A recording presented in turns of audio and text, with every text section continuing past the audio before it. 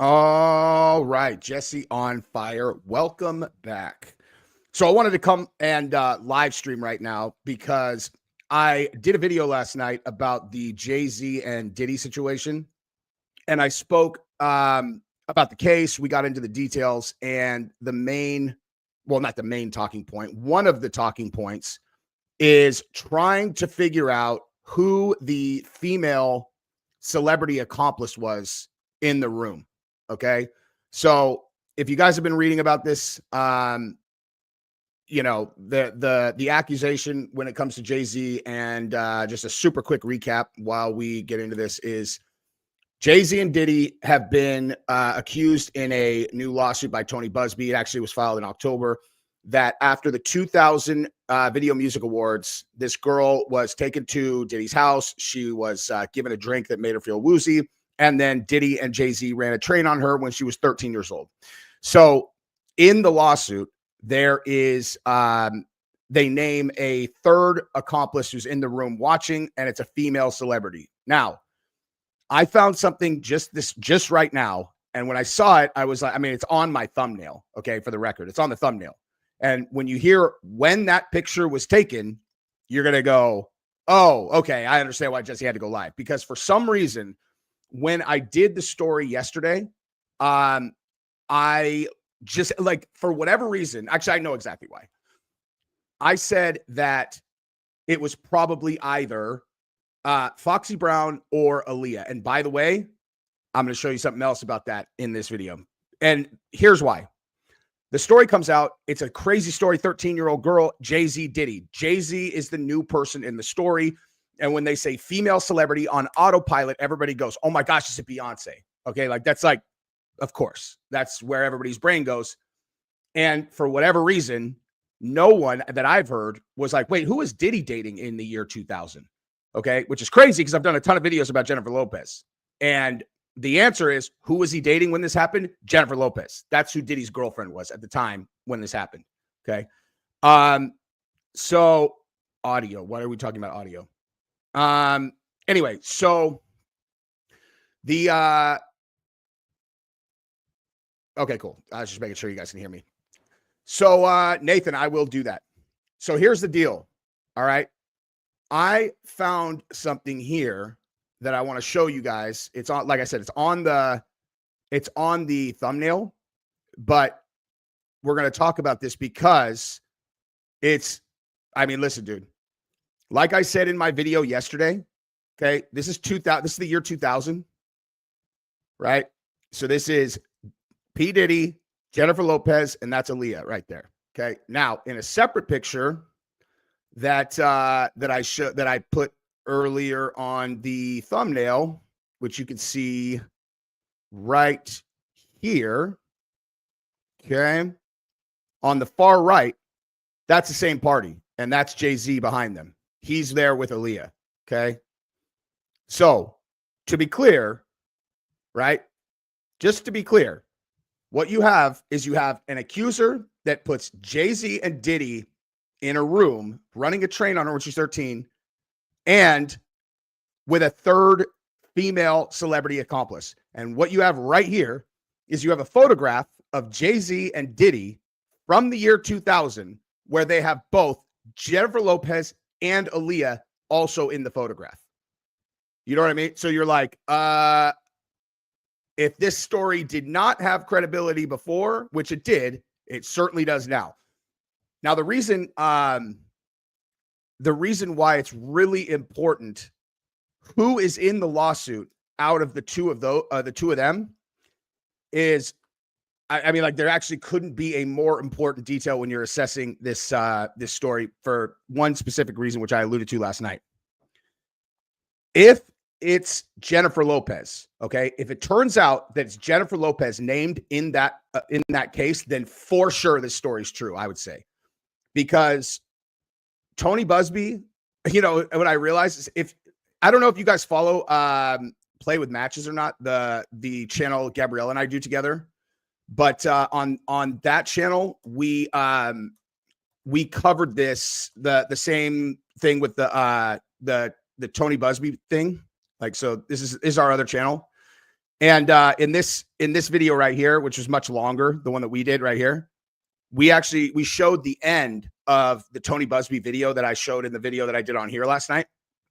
And like, he comes off like such a prick later on. He basically is like, he does basically like Cribs. He has all of his cars pulled out front of his house. You know, he's got like, here's my Ferrari. Basically, he's doing like an Andrew Tate, but he's like an attorney. You know, you're like, why are you doing this? You know, I don't know. It's really bizarre. But nonetheless, okay, the way he got all of that stuff is by knowing how to get lots of money from celebrities and from large companies. So the guy obviously is a professional when it comes to running these cases. So the reason I bring that up is he is obviously going to know that the second that you name an additional accomplice in that story, who's a celebrity, especially a big one, they're going to go be able to backtrack to what they were doing that night. It's the night after the 2000 VMAs. 24 years ago, irrelevant. There's probably 50 people who knew exactly where any of these celebrities were. So if you can put any of the people who are supposedly in that room somewhere else, then guess what? Your case is over. Now, I think it means that he probably has a video of it. But nonetheless, if it's Jennifer Lopez who ends up named in that case, there's no way they put her in that if they don't have the goods and it's not true. If it's Aaliyah, that's different, right? Assuming that they don't have a video. I mean, if they have a video, it's irrelevant. You know, they're like, here's a video. Here's her current ID. Okay. What's 37 minus 24? Okay. She's 13. Okay. Because she's 37 now. That's her. You know what I mean? But if they don't have a video, then, and it's Aaliyah, then you can't, play the same game. Now, you theoretically actually could go to all of, I mean, I guess there's just as many people who would know where Aaliyah was that night as they would like Jennifer Lopez, minus the people who died on the car crash, the plane crash with her. But again, naming that third accomplice or the third person who's in there watching, it makes it a much more credible accusation. So, this is exactly why I'm doing this. This is exactly why I'm doing this stream, is because I don't know. You must have missed the first 2 minutes. That's what I was saying. Is like, it just, for whatever reason, never dawned on me. Like, I was just thinking Jay-Z, what celebrity female would be with Jay-Z? And I never even thought the most common sense thing, like, okay, well, who would be with Diddy? You know, like, who would be with Diddy? Because, you know, as soon as you find out this, you know, or on the far right, this, right? Oh, year 2000, Diddy, J-Lo, Jay-Z, and Aaliyah. You know, it's like, obviously I would have been like, oh my God, it could easily be J-Lo. So, I mean, you know, we're not going to know either way. I would assume that this is going to be the first of, you know, a lot of celebrities. Maybe it depends. Actually, you want to know what this actually might be like, just from a strategic standpoint from Tony Busby, is if you think about what his end game is, right? Like, Tony Busby is not out to put these guys in jail. That's not his purpose. He's out to get money for his clients. You know what I mean? And so the second that you out a person who wants their story kept secret, the value of that is now gone, right? Like, the reason that it's valuable to know something about a person that they don't want people to know is that they'll pay to not have that go public. And you can call that blackmail or you can call that business, depending on the situation. In this case, they're essentially using the law to blackmail people, right? It's like, all right, look, let's just say that they have tapes. It's like, hey, I have a tape of you, you know, having a threesome with Diddy and this girl who's my client. You know, she might look like she's a willing participant, but, you know, maybe not, right? I could let you watch the tape, but we're going to sue you and claim that you assaulted her unless you want to settle out of court. Okay. Like, Jay-Z says, no, I'm not doing that. I'm not giving you a penny. Okay. They obviously have a bunch of other cases out there with a bunch of other celebrities. So what are those celebrities who are thinking about what to do in this situation going to do when they see that they just went at Jay-Z? Like, now they just outed Jay-Z. So it's like, you know, if you were on the fence Like if you're on the fence and you're not sure what you're going to do and you're like, does he have the tape? You know, like, is it what? I don't know what they have. It's like, I don't know, man. Did you ever pull a train on a girl with Diddy? Like they said, it's like, yeah, I did. But like, it's all a bunch of girls who are willing. They're like, is it on tape? It's like, how would I know? I have no idea. Like, well, so what do you want to do? It's like, I don't know what I want to do. And then, you know, you're thinking about it a week later. It's like Jay-Z hit with this lawsuit and the Tony Busby thing. And you're going to be calling your lawyer like, let's just fucking pay, man. Like, let's just pay. Let's get this done. Let's just pay. So, you know, from a strategy standpoint, it makes perfect sense to have Jay-Z be the first public name that you drop because he's so big. Because like if you think about it the other way, if you start with someone who's not as big as Jay-Z, right? Like, I mean, just think of a number of people who might be on tape with Diddy and these things, right? It's like, I don't know, Meek Mill or something, right? Like big star, but not fucking Jay-Z, you know? And I have no idea if Meek Mill's on tapes. I just have heard rumors or whatever. But if you go, all right, well, Meek Mill is named in this case. Okay, well, everyone that's significantly bigger than Meek Mill is going to think to themselves, okay, well, they'll out Meek, but like, do they really have? That doesn't mean that they'll put me in the box. You know what I mean? That doesn't necessarily mean they'll put me in the box. The second that you put Jay-Z in, everyone's like, fuck, if he would throw Jay-Z to the wolves, what? For sure, he'll do it to me. So all of a sudden, the threat is 100% credible, and people are going to pay. They're going to pay a lot too, you know.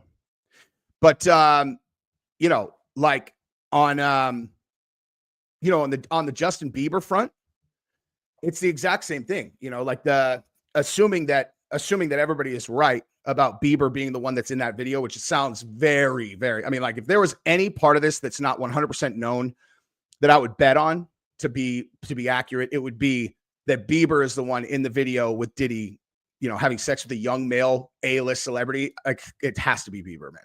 Has to, based on all the things we've talked about previously. But so like if you've got the Bieber tape and you're going to pull the same situation, like it's not exactly the same, because in that situation, you're like, do you want to buy this video so that, you know, it's a catch and kill, so that story doesn't get out, as opposed to him, you know, being named in a lawsuit or whatever. But the fact that this happened and then 5 minutes later, Bieber is in financial dire straits. It's like, you know what I mean? I mean, it could completely be a coincidence that Bieber spent $200 million in 3 years, or, you know, someone pulled the boo game on him on this video, and maybe he paid. And the thing is, what's really fucked up about that is it sounds like everyone's seen the video anyway, dude. You know, it can't be Aaron Carter. I'll tell you why.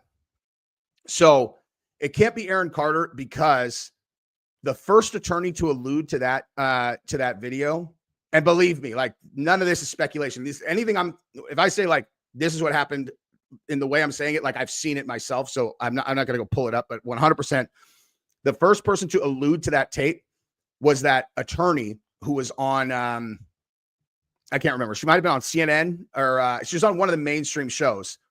And she said she had seen the tape and she had gone to the celebrity and, you know, talked to them, whatever. She did not say whether it was a male or a female. I don't think, but she said for sure, she said it's a bigger star than celebrity, like a bigger A-list star than Diddy.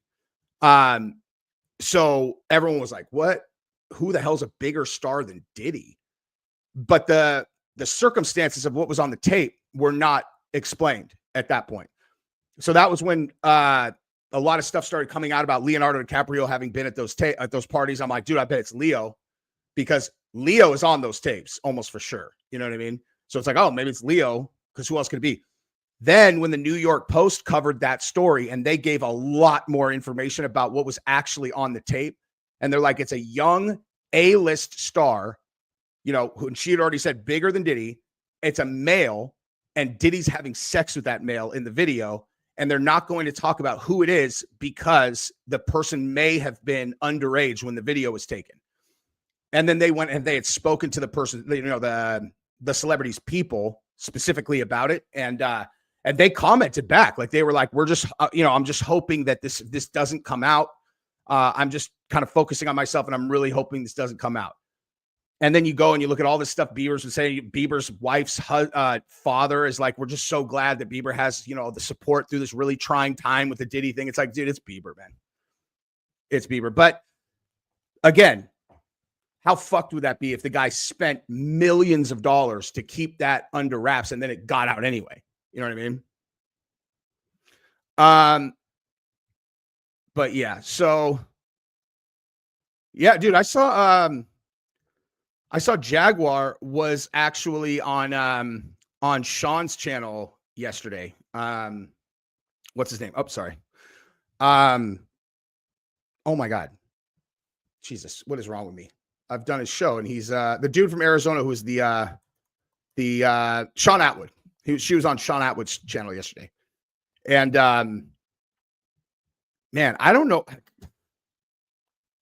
I can't make heads or tails of her, dude, because there are so many people out there that are like, she's crazy, which of course is what they would say.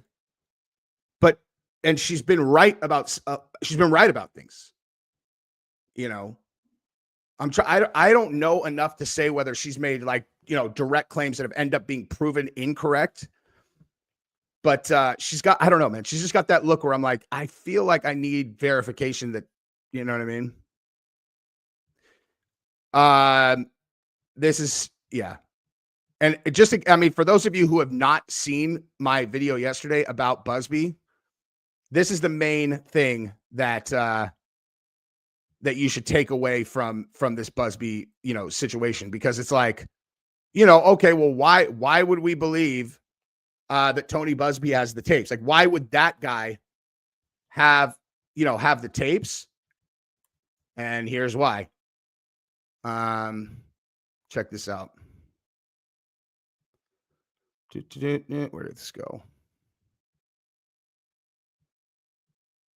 There it is. Here's why. $1 million holiday parties with entertainers like Snoop Dogg.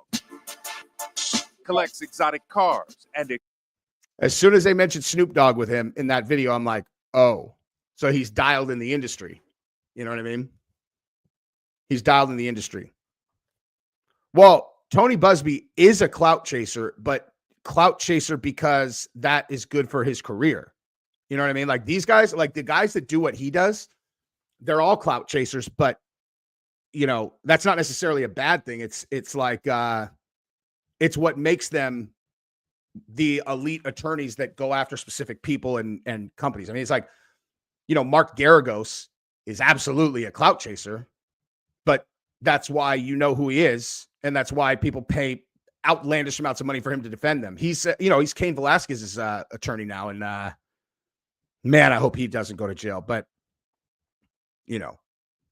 I don't know. The Busby thing is so, like, check this out, dude. Let me just show you some of it where you're like, Ferrari, Lamborghini, Rolls Royce, and a $40 million art collection. Monet. This is Renoir. I don't know if I've ever met anyone this wealthy, so eager to show off his lifestyle. Me neither. Often posting about it on social media. Because it's not like, hey, look at me, I'm better than you. That's certainly not. So what's your intent? My intent is like, guys, look how awesome life is for us. Look what we can accomplish. Look at this guy. Because for me, I'm still. Okay, so you understand, like, oh, it's not about, look, I'm better than you. And you're like, well, what's it about then? He's like, look at how amazing life is. Everybody watches. I don't have a fucking Bugatti. They're like, I don't have a Ferrari. I certainly don't have an entire chain of cars out in front of my mansion, and I certainly don't have a $40 million art collection. So, like, I don't understand, how is this meant for me? You know what I mean? I'm like, what? Okay, because and we talked about it again on me and Gabrielle's channel, which I will plug again, because everybody who watches both of our channels, this one also, like, watches this channel and that one, every one of the comments is like, I like your other channel better. And I agree, just because we get to actually have conversations. But nonetheless, like what her and I were saying when we covered this yesterday is like, if he would have just gone, Why am I putting this out there? What's my purpose? My purpose is to get money for people who have been wronged. I'm showing you all. Where do you think I got all these cars? Where do you think I got a $40 million art collection? Okay. I got it by getting money for my clients. Okay. Every single thing you see here is me successfully burying some assholes that fucked with my clients, and I went and got them paid. That's why I'm showing it to you. And I would have been like, oh, all right, cool. It's like his answer's not good. You know, I just want to say, like, look at how amazing life is, guys. You're like, that doesn't resemble anybody's life. Like, I'm confused. You know what I mean? Anyway, so dude, I do agree with this. I agree with this because especially against Jay-Z.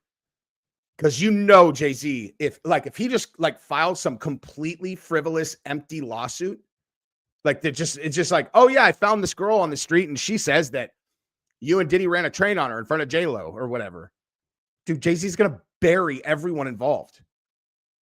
You know what I mean? Like, in all seriousness, I don't know either of these guys personally. I don't know a lot of the moves that they've made behind the scenes, but just as an objective person who's pretty good at sizing up just people in general. If you were like, hey, which of these guys would be a worse enemy to have? I'd be like, it just depends. Between Diddy and Jay-Z, I'd be like, it depends on the situation. If what you're concerned about is someone flashing on you and hitting you in the face with a champagne bottle for absolute, like out of nowhere, then Diddy for sure, or if you're worried that like he might, he's 1 minute normal, like more like a Conor McGregor type thing where he'll just go from like normal to punch you in the face, Diddy. If you're worried about someone systematically unwinding your life over 2 years in a way that you have no recourse and there's nothing, Jay-Z for sure. Like that guy's a long-term chess playing thinker. Like you don't want to make an enemy of that guy. And Tony Busby knows that. So like I totally agree with you that they would not bring that case if they had nothing, if it was just made up. You know what I mean? Jay-Z definitely stabbed a couple guys or stabbed a dude. I can't remember. Let me actually look that up because I know Jay-Z had like a stabbing thing. Because I remember when Beyonce and him started dating, there was something about, oh, here we go. Because I was like, man, I wonder how Beyonce's dad feels about her dating this dude that just got, rung up for stabbing a guy. Yeah. So pleads guilty to assault charge in 1999 stabbing. First degree assault, stabbing Rivera. Yeah. So you stick a knife into a guy, it seems harder than shooting a person. I have to take Colby's offer. I have no idea what we're referencing at all. I got to run in a couple minutes, but I wanted to talk about one other thing first. Okay. So I'm going to do a video about this later, and I highly encourage everybody to watch it because the Daniel Penny case where Daniel Penny got acquitted and some of the public statements being made by activists, like I can't even wrap my brain around it. They're like, they're literally just like now they think they live in a world that doesn't exist anymore. They're like, we're going to burn this city down if Daniel Penny gets acquitted. You're like, have you looked at this case? Why? Oh, Daniel Penny can just choke us to death. You're like, why? This is my main question that I'm going to pose in the video that I'll pose to everybody here. What I've never understood about Black Lives Matter in general is why is a dude's skin color the only thing that you use to associate yourself with a person? And I'll tell you exactly what I mean. So you have, first of all, there's a black dude helping Daniel Penny subdue the schizophrenic psychopath who was threatening to murder everybody on the train. But it's like, okay, so you have Daniel Penny's a Marine. He's doing, whatever. Like, just think of all the things that Daniel Penny is. They're not criminals. Like, these are not people who are criminals. there are a lot of, there are things well, I mean, let me rephrase that. When they're not rioting, they're not criminals. I'm saying like most of them have like jobs and stuff. You know what I mean? Like people who are involved in that organization, generally speaking, have like jobs and they're like regular folks. So the person who got choked is a schizophrenic, drug addicted lunatic who had just broken the face of like a 70-year-old woman a couple weeks before that. And he had attacked 3 other people in the few weeks before that. Like, you have nothing in common with this guy. Nothing. Like, you literally have nothing in common with him except for the fact that he's black. That's the only thing. You are a functional member of society when you're not, as long as you're not out on a microphone telling people to burn the city down. Daniel Penny, same thing. Functional member of society. Like, why would you relate to the schizophrenic lunatic who's attacking people? Like, I don't understand. Like, I don't understand. Like, I genuinely do not understand. There are plenty of incidents where, like a person genuinely gets victimized by police. It's like, why don't you go find one of those? Because this is not your hill to die on.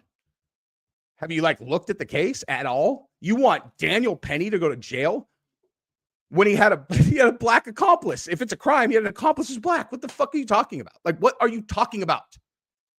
It's ridiculous. Anyway, I'm going to talk about that later. But if it was J-Lo, why didn't Diddy have her sign an NDA? I read that the third person was a man who raped her. No. The third person was a female celebrity who watched.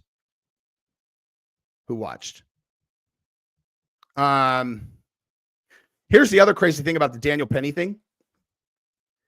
The guy didn't die. I don't know if everybody knows that. The dude who got choked wasn't dead when Daniel Penny let him go. The dude was alive for another hour. Okay. The reason he died is because the police who were on the scene refused to give him mouth to mouth or any kind of life-saving stuff because they looked at him and they're like, this guy has either HIV, AIDS, or hepatitis C. And so the commanding officer on scene, senior officer on the scene was like, don't do it. Like, I don't want any of my officers putting their mouth or anything anywhere near this guy. He has hepatitis, HIV, whatever. So they didn't do any life-saving stuff. The guy literally died like over an hour later. How do you know that the chokehold, like, that's not how chokeholds work, dude. Okay. A person doesn't die an hour later. That's not how that works. And what's really crazy in that case too, is the original cause of death from the coroner, white lady, of course, was unknown. She said unknown, because she knew like there was enough there's drugs in his system and all, whatever. So she's like, I don't really know. And the fact, obviously, common sense, if he wasn't dead after an hour, then it's not strangulation. And then she said on the stand that she saw the video of the incident, and that's when she went back and changed it to a strangulation homicide. What? And she said that she did it before the toxicology report came in. They're like, so you called it a homicide before you got the toxicology. And she said on the stand, he could have had enough fentanyl in his system to kill a horse, and I still would have called it a homicide after watching that video. You're all, oh, so you should not have that job then. Oh, well, that's good. So you should not have that job. Like, you just shouldn't have the job. What the fuck are you talking about? Anyway, so one last thing, because I'm not sure if everybody was still on here, was on here when we started this video. I just want to show this one more time. This video right here on the far right is Diddy, Jay-Z, J-Lo, Party in 2000. And that's Aaliyah right there also. So basically, if you cut out Damon Dash and whoever this white chick is on the left, and you just look at that picture right there, that's July 4th, in the year 2000. Those are your suspects right there. Jay-Z, Diddy, and then you got either Aaliyah or J-Lo are the most likely people who would have been in that room, And like, do I think it's in J-Lo's nature to like do shit like this? No. But I think it's absolutely in Diddy's nature to corrupt anyone that's in his circle to the core, So he's like, hey, if you want to be with me, this is just how we roll, man. Come on, Jennifer, get your turn. She's like, I would rather just watch. It's so hot. Prison is where they belong. Anyway, all right, I gotta go. If you guys haven't subscribed to the channel, feel free. I love you guys. Bye-bye.